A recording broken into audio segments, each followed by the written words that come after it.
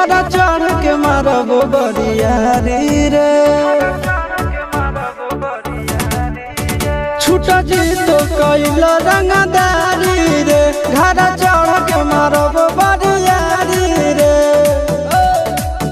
तोरा बापू के न तोरा दादा के चिन्हबहु बेटा सब गोली मारबौ तैगो गिनबौ तोरा बापू के न तोरा दादा के चिन्हबहु बेटा सब गोली मारबौ तैगो गिनबौ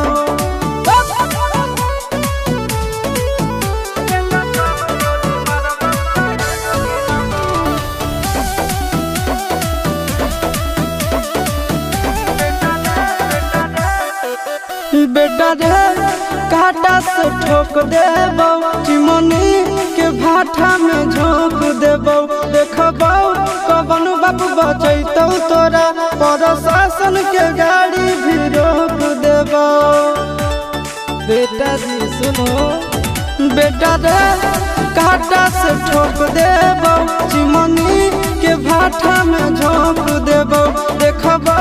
कवन बाबू बचैतौ तोरा प्रशासन के गाड़ी भी रोक देबौ तोरा जैसन के हम खड़े खड़े गिनबौ बेटा सब गोली मारबौ तैगो गिनबौ तोरा बापू के न तोरा दादा के चिन्हबौ बेटा सब गोली मारबौ तैगो गिनबौ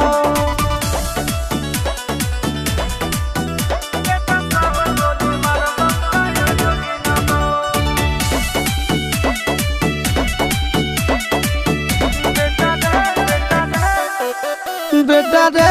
दौड़ा के बाजार में मारबौ गोली तोर कपार में रंगदारी जे करभी बिहार में गड़ देबौ गंगा जी किनार में इतना मार पड़तो न बेटा बेटा रे दौड़ा के बाजार में मारबौ